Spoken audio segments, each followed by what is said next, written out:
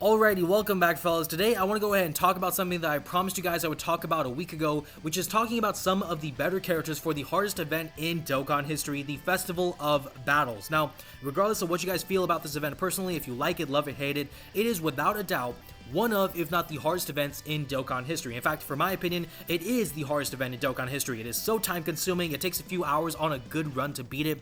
You need a lot of good characters on your team, you need to know rotations and everything. You can lose last second and lose all of your progress. It's very tedious, there's a lot of difficulty spikes. So beating this event can be very difficult. A lot of people are still struggling to beat this event on a consistent basis. So today, I just want to go ahead and talk about, in general, some of the good characters that can help you have a bit of an edge when it comes to trying to beat this event. Now, some of these characters are more well-known than others, but at the same time, you know, at the end of the day, all these characters are going to give you guys an edge if you have them, if you can use them. So hopefully this will help you guys out, and hopefully you guys will enjoy the vid. If you do, drop a like, subscribe to the channel. We are on that road to 1K subs, so your guys' support means a lot towards us reaching that goal.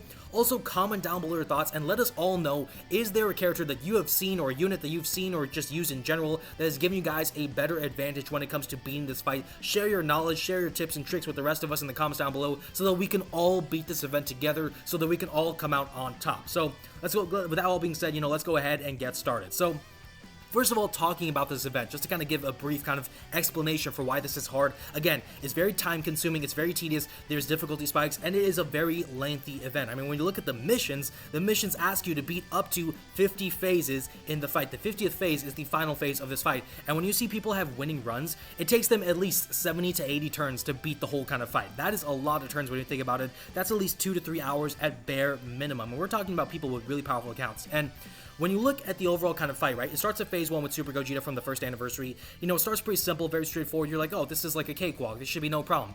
Sooner, it just escalates. It just keeps on escalating more and more and more. Really, once you get towards, like, let me go ahead and go down here. Once you get to, I would say, I think a lot of people will agree, once you get to Tanabata Goku right here, the in Super Saiyan 4 Goku, that's where there is a pretty decent difficulty spike. I mean, look at the super attack damage for one right here. For the 23rd World Tournament Goku, right, the phase before this one, it's 1.7 million damage, 1.8 million if we round up, right? Then it becomes 3.3. That is a massive damage spike just between phases, right? So this is like another kind of phase shift, if you will. We keep going. Of course, Dragon Fist Goku right here has a bit of a damage spike. Beast Gohan has a bit of a damage spike right here. And then it comes down, but then Tech UI has a bunch of damage.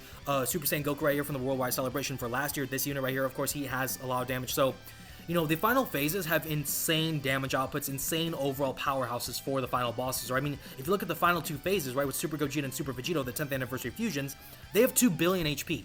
Before that, you're talking about Diamond Goku and Glorio, both of whom had 800 million HP individually, and then Super Saiyan Goku right here with 900 million, Tech UI with 450 million. So the jump in difficulty is so insane. But that's just me kind of like giving you guys a brief synopsis on the fight. Now that we got that out of the way, now we can go ahead and talk about these characters in greater detail, because I want to explain that so you guys can understand why I talk about certain characters the way I do and why I value them some more than others. But we have 11 characters to talk about. I will say this is a bit of a spoiler, but you see the characters right here in the pool. I'm going to go ahead and rank these characters. Now, this is not an official tier list of sorts. This is just me kind of just showing you guys, you know, who I think are must-have characters that you need to have in your team if you want to have the best chance for success. Characters who I think are very helpful, so they are not necessarily mandatory, but if you have them, you will know the difference if you have them or don't have them. And then okay, but not needed, because at the end of the day, all these characters are going to be good, but some are just okay, they do their thing, and they're cool and all, but they're not really necessary for you to succeed. You don't necessarily feel the difference if they're there or not, and more importantly than anything, even if a character's in this list, they're okay and all, you still need the other characters above them to make sure that they can do their thing comfortably, right? So that's what I'll say right there. But let's go ahead and just start talking about these characters. Super Saiyan 4, the Super Saiyan 4s, right? The 7th year EZAs. Let me go ahead and talk about all of them, right? So we have the 7th year EZAs, right? The Super Saiyan 4s and the Tech Gods. Also alongside them, I'm going to go ahead and just, let me see if I can find them, the HL Gogeta and the Tech Vegito. So all 4 of these characters, let me just go ahead and put them right now. I think everyone knows this. Like, this is the obvious 4 right here, the top 4 for a lot of people, right, in terms of like top 10 LRs, right?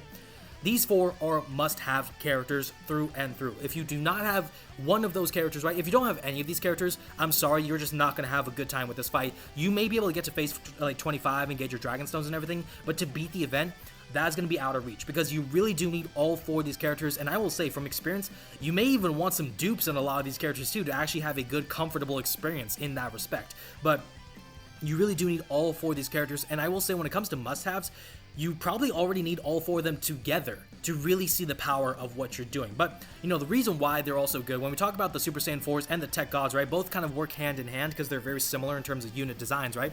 but both can greatly stack their attack and defense in their base forms. That is very huge because as the fight progresses, you need them to stack so they can get insane defense and, more importantly, insane damage output to beat the bosses who have 800 million, 2 billion HP. So you need them to stack.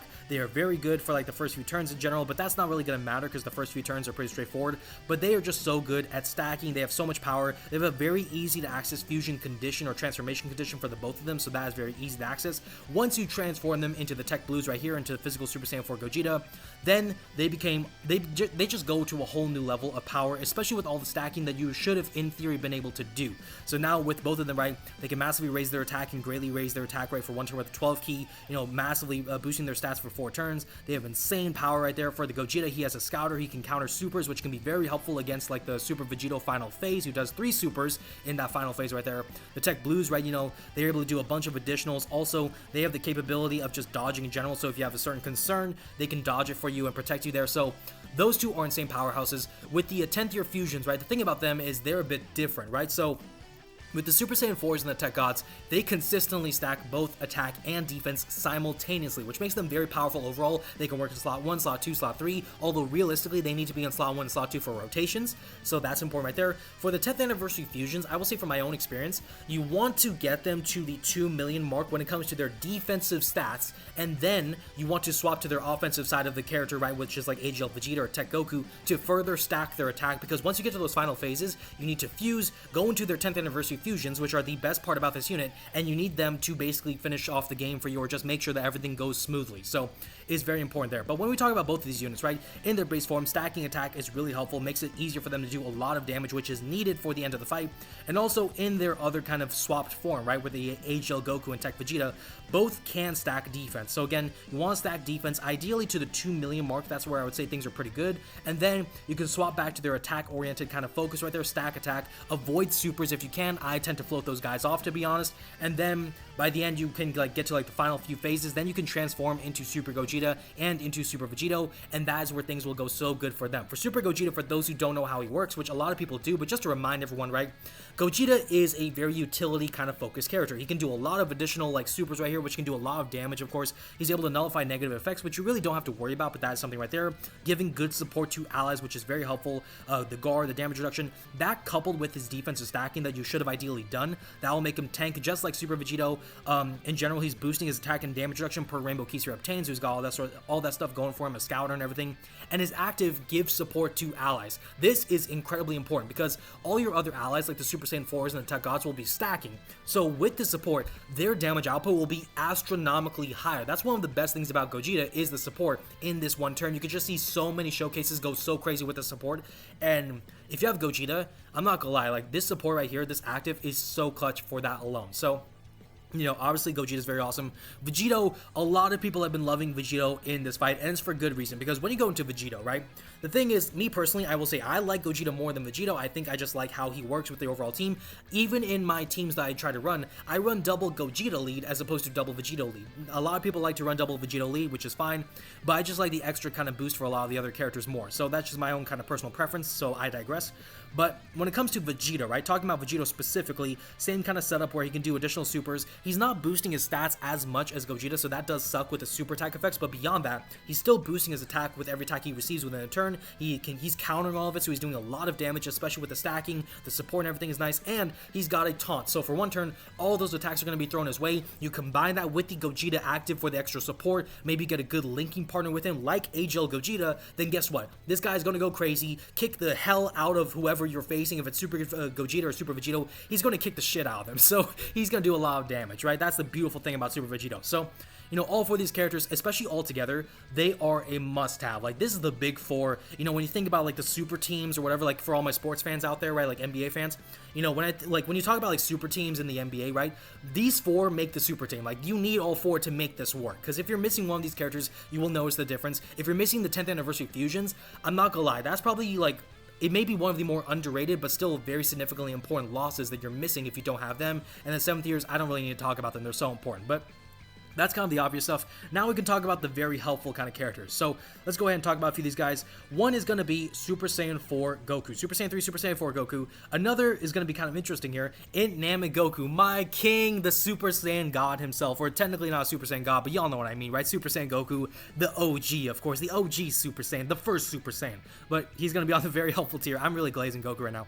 But those two are going to be in the very helpful tier. I'll also go ahead and put the new Saiyan Day Kid Goku. Actually, this is a very surprising choice, I'm sure, for a lot of people, but he's going to be on that section as well. And then for these four right here, I'm just going to go ahead and put it right now. They're going to be in the okay, but not needed section, because they can do some work, they have some good value, but they're not necessary, and in some cases, you may argue that they're actually going to hinder your team more than if you took some of these other better options above them, right? So that's what I'll say right there. But let's go ahead and talk about like characters like the Super Saiyan 3, Super Saiyan 4 Goku. So if I can find Goku, because I know I had him here somewhere, there we go. So Super Saiyan 4 Goku, you know, the base form is kind of whatever. You know, the hardest thing about this character, I will say, for a lot of people is getting the transformation, because you have to go ahead, go into like turn 5 basically, and then transform into the Grade A. In that Grade A mode, you have to kill one of the early phase bosses in the turn, otherwise you lose automatically. So you probably want to aim for like phase 5, right, turn 5 to do it and get it done with.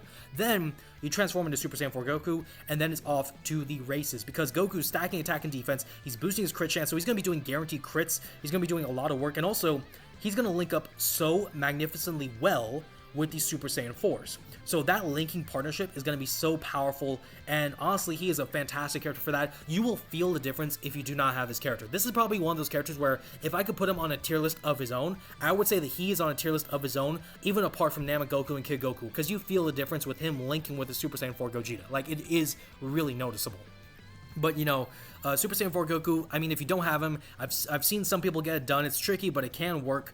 And, I mean, it just depends who else you're taking in his place. But, yeah, Super Saiyan 4 Goku, a fantastic character, a very powerful character. So, you know, you love to see it. You love to see what he can offer. And he's honestly really fun. He's so good to use. So, I do love him. Namek Goku. So, talking about Namek Goku, the thing about Namek Goku is I was of the impression going into the fight, like before the fight even dropped, the Namek Goku will be one of the GOATs, because I already knew from the red zone stages that if Goku is given the opportunity to stack his defense, he's tanking whatever is being, like, he's pretty much tanking whatever's throwing his way, like whatever's coming his way, he's going to tank it, right? The only exception would be like some supers, but even then, he's still tanking a lot of what's being thrown his way.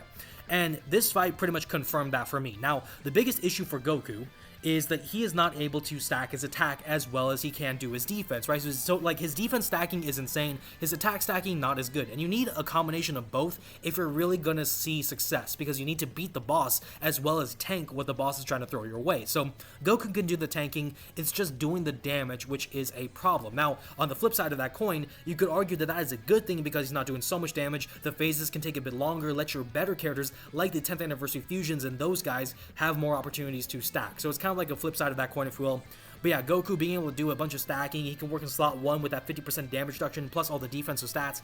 He can do a lot of value. So I will say he is very helpful. Not a must-have, but still, you can feel the difference of not having him on your team, and you can definitely notice how valuable he is as a slot 1 character, especially near the end when you need him to be in that position. So I'll give him that credit in that respect.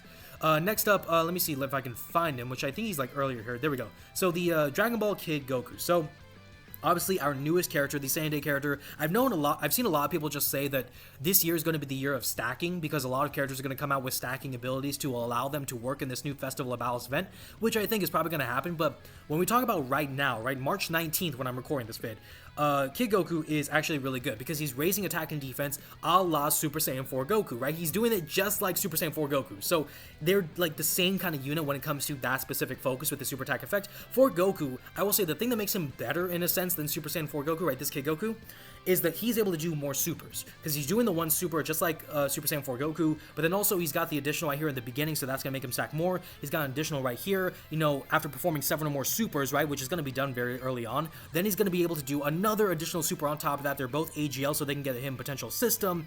You know, he's got a bunch of stuff like that. So being able to do a bunch of supers, that will mean that he can do a lot more stacking, make himself stronger, make himself tougher. And honestly, he's one of those characters where I would say that you don't need him to beat the event. I mean, a lot of people have already beaten the event before he was released, but you can tell that this guy was built in mind with this whole event, so he is actually pretty good in that respect. So I will give him the whole very helpful kind of respect in that regard. But I will say, like, he's probably on the lower end for this for me, just because, like, he's not exactly the best unit to fit in terms of the whole synergy. I mean, when we look at Kid Goku, right, for example, if I could find him again, Kid Goku, the thing about him is you want his intro to be activated by having a Dragon Ball Saga, Youth, or Dragon Ball Seekers ally in the same turn.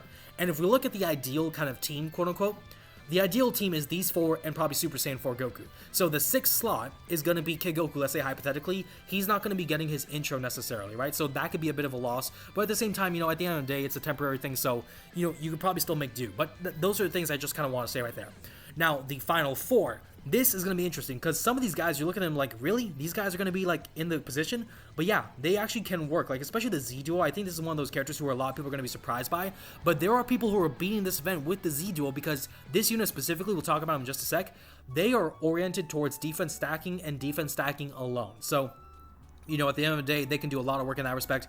But yeah, let's just go ahead and talk about these guys. So first one I want to talk about is Go Frieza. So Go Frieza, I know a lot of people don't like this unit in terms of like the 10th anniversary release and everything, especially how Frieza is designed, and that is fair. Frieza is not really great for this event. You know who is good for this event though is Goku, because Goku in his 12 key, he is able to greatly stack attack. So all the attack stacking with all the turns, that means Goku can do a lot of damage. That means Frieza can do a lot of damage. And so when you go into those final kind of phases, right, you go ahead, you can swap into Frieza, do the active, do a bunch of damage, go back to Goku. You can tank various situations, right? Especially with Goku getting like a rainbow orb and stuff, you can tank a lot of things, especially in slot 3 if you put him there or something like that. So, you know, Goku can do a lot of wonders. Frieza, not so much. But the fact of the matter is, this is a long fight. Goku benefits from a long fight, being able to stack. So he's working out really well in that respect. And the art is showing off right now as we talk about him. But yeah, I mean, Goku's going to be eating really good in this. Now, I will say, he is not a must-have, and you definitely won't feel the difference between having them and not having them, because they don't necessarily link too well with a lot of the other characters, right? So that's one big issue.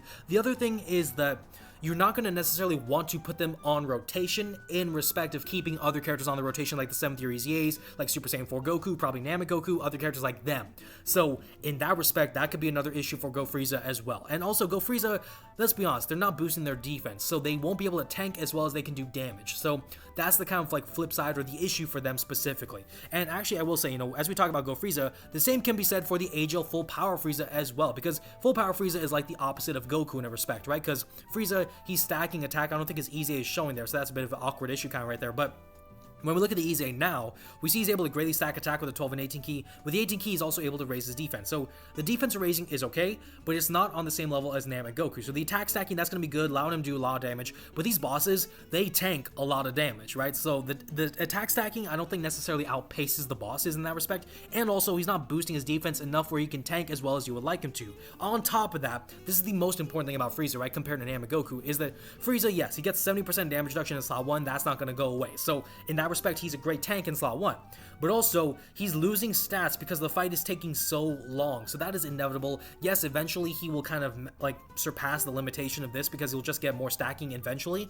But yeah, overall I will say like Frieza, not really a must-have, not really someone who's very helpful, because I feel like his role is not meant to do damage. His role is just to be able to do survivability and stuff, and he doesn't do that as well as Namek-Goku for my opinion. So for me, I would rather take Namek-Goku over Frieza in this specific fight. So Namek-Goku fans, rise up, your time has come. We are finally eating, the respect is finally being given to Namek-Goku, at least to some degree, right? So we'll take that for what it is. But yeah, Frieza definitely going to be in this okay but not needed spot. Now the Z Duo, so let me go ahead and talk about them specifically on their own. So the Z Duo, the interesting thing about them is, again, they're only focused on defensive stacking and defensive stacking only. So they're only going to be stacking defense. They're not going to be doing a lot of damage. Their standby, which could do a lot of damage theoretically, that's not really going to be doing a lot of damage in practicality, in application. So yeah, they're only focused on the defensive stacking. They can do a bunch of additional supers. They'll be boosting their crit chance and boosting their ki infinitely, so that'll make things easier for them. Of course, you know, when they attack with more ki, they're launching additionals and additional supers, so more defensive stacking.